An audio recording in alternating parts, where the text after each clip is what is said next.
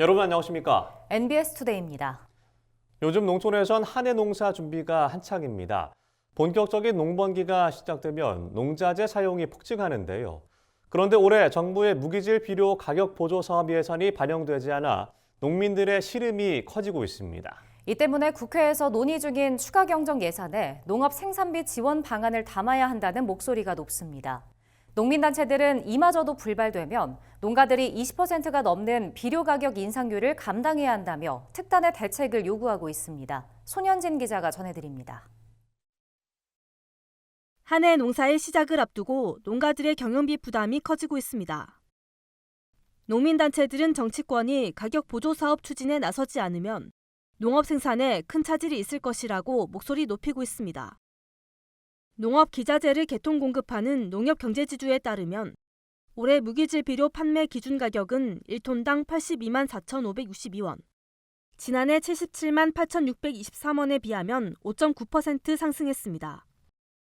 실제 농민들은 지난해 기준 가격보다 12.8% 낮은 67만 8,700원의 비료를 구매했는데 정부 지원 사업 덕분이었습니다.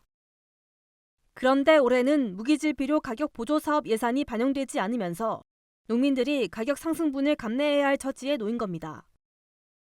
올해 가격 보조 없이 1톤당 82만 원대의 비료를 사게 된다면 농민들이 체감하는 가격 인상폭은 21.5%에 이를 것으로 추산됩니다. 품목에 따라 인상률이 30%를 넘어가는 비료도 있을 전망입니다. 농민단체들은 정부와 국회가 농가 경영 안정을 위해 특단의 대책을 마련해야 한다고 요구하고 있습니다. 구체적으로는 여야가 논의 중인 추가 경정 예산안에 무기질 비료 가격 보조 방안을 포함해야 한다는 요구가 높습니다.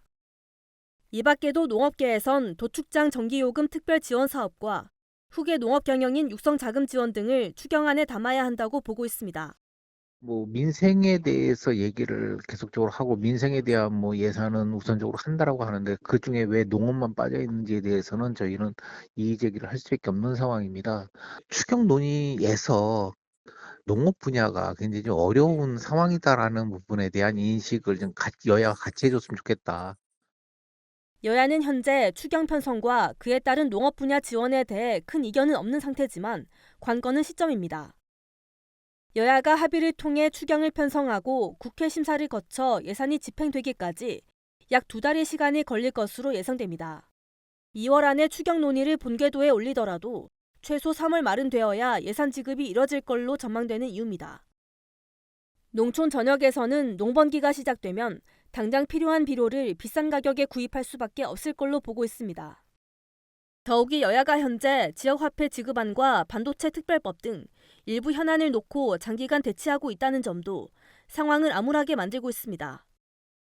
당장 오는 3월부터 영농철이 시작되는데 무기질 비료 지원이 되지 못하면서 농가 생산비가 가중되고 있습니다. 조속한 시일 내에 여야정 협의를 통하여 추경을 시행하는 것이 민심과 농심을 달래는 길이라고 생각합니다. 추경의 내용과 규모 등 강론에서 이견이 첨예한 가운데 20일 정부와 국회, 여야 대표가 한자리에 모이는 여야정 국정협의회에서 합의점이 찾아질지 관심이 집중됩니다.